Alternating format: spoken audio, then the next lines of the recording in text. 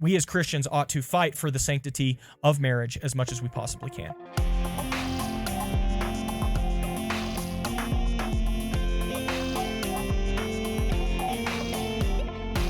The first thing we need to recognize is that God's biblical standard or pattern for marriage is one husband, one wife. That is overwhelmingly the case taught all throughout Scripture. Even in cases in the Old Testament where polygamy was permitted, even though it wasn't God's best, it is done so in a descriptive way rather than a prescriptive way. The Old Testament is constantly talking about these families that had, polygamous type marriages, and they never go well practically speaking. Okay, so just because the Bible doesn't explicitly say, now the fact that so-and-so had multiple wives here meant he was a sinner, doesn't mean the Bible is condoning or even approving of that behavior. It's not. The Bible consistently describes things as they actually are, as they actually exist in reality. And the way those families are and the way they exist in reality is often broken, messed up, not God's best, not God's standard, okay? We even find that in Hebrews 11. When we begin to read through the book of Hebrews, in Hebrews 11, it lists the Hall of Fame of Faith, and it talks about how great these patriarchs were. Well, guess what? Many of these patriarchs were sinners, and their sin was put on display, and yet they're praised for their faith, not for their great morality. Okay, so if you find a case of polygamy or something like that in the Old Testament, it's not that God is condoning or approving of it. He is simply describing the way things actually are. And that's the fact of the matter. Sometimes the Old Testament, especially in narrative sections, is descriptive and not prescriptive. Okay, so that's the first thing we need to recognize. Once we take that idea and we recognize that marriage is between a husband and a wife, one man, one woman, we need to take that idea and bring it into what Jesus says in the New Testament. Jesus is explicitly asked in Matthew 19 if you can divorce your wife for any reason. What are the Pharisees implying? They're implying that they already know you're allowed to divorce your wife. The question is, for what reasons is it appropriate? And Jesus brings the hammer down upon them and reveals what God's true standard is. What does he say? He essentially says, look, it's only because of your hardness of hearts that Moses gave you the opportunity or the ability to write a certificate of divorce. It's not because that's God's best or that's God's standard. It's because you guys have hard hearts. And he recognizes that sometimes divorce might be necessary.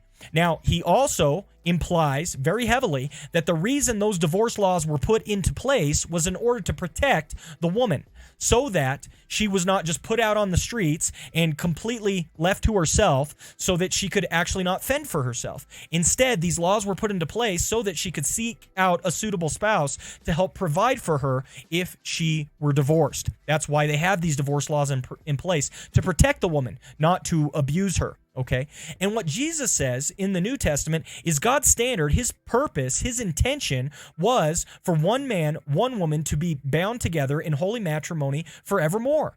That what God has joined together, let no man separate, says Jesus. This is a huge, very important idea. Okay? If God has joined together a man and a woman, nobody should separate it. Not for any reason, says Jesus. This goes right in line with what Jesus is teaching in Matthew 7. This is what Jesus was talking about when he says, when your right eye causes you to stumble, pluck it out and cast it far from you.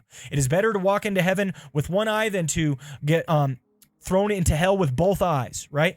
And he keeps talking about that. In Matthew 5, he elevates the bar of the Old Testament. He says, you've heard it said, you shall not commit adultery. I say to you, if you so much as look upon a woman to lust after her, you've committed adultery with her already in your heart. On and on and on. The Bible goes and the New Testament goes with Jesus speaking about the fact that you aren't recognizing the heart intention behind the law. And the Pharisees demonstrated that they didn't understand the heart intention behind divorce.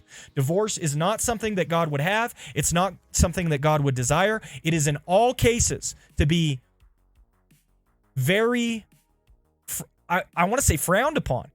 Something that we should not approve of, something that is not God's best, and we should recognize that this is not what God would have for us. That said, because we live in a fallen world, because of the hardness of men and women's hearts, because of sinfulness in human beings, God allowed for divorce, and he established that through Moses, giving an example of how it was to be done if it was going to be done. Okay? So that's the next point we need to recognize. Finally, I just want to talk about when is divorce legitimate or according to biblical case or circumstances.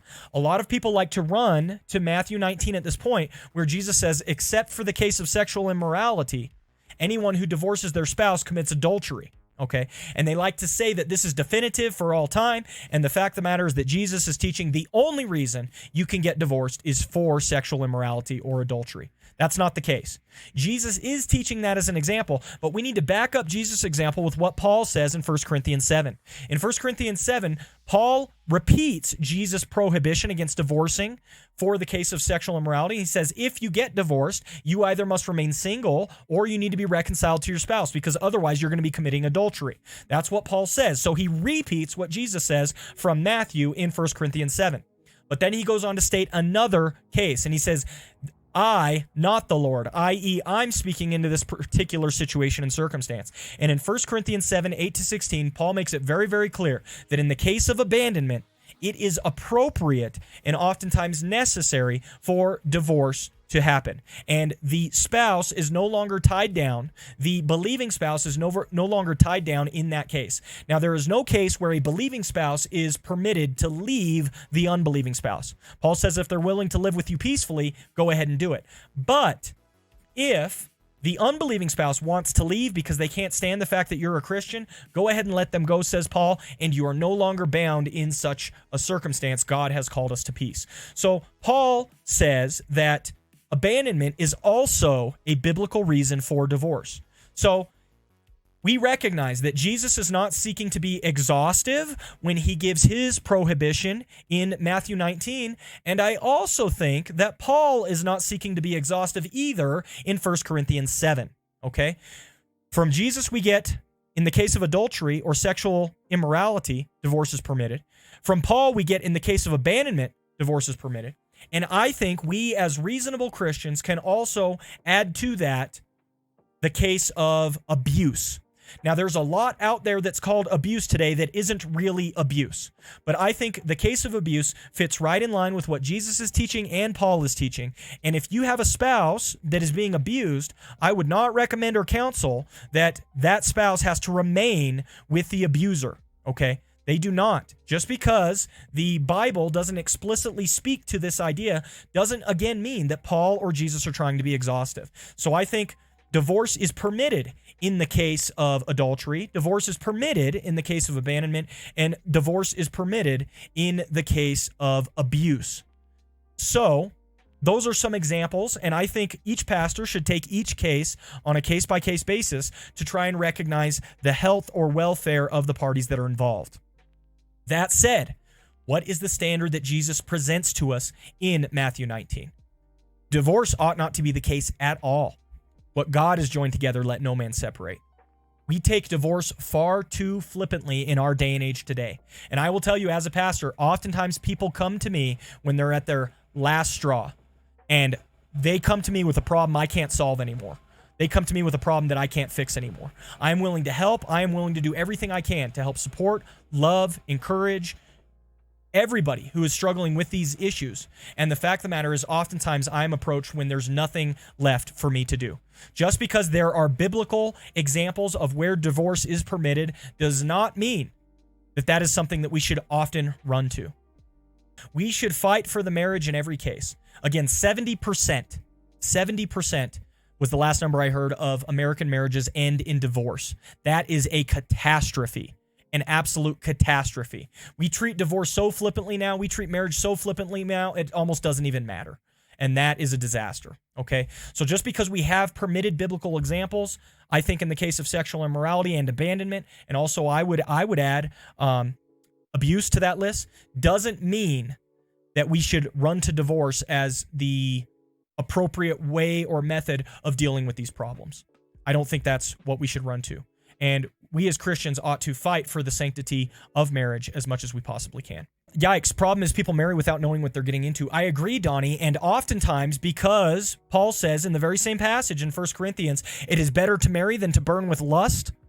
Oftentimes we rush young Christian couples into marriage because they are having problems with sexual purity, as though that's going to be a fix-all to the problem. And I will tell you, those marriages often end in divorce years later because we rush them into a marriage situation that they're not ready for. We need to instead prepare them to be married, prepare them to be adults, prepare them to grow up into maturity, right? So I think that's a very important idea. Hey guys, you know the drill. Like and subscribe button if you like that content, because we're trying to put out new content daily for you right here on YouTube. So go ahead and hit those notifications and we'll try to get it to you as soon as we can. Take care. God bless. Bye now.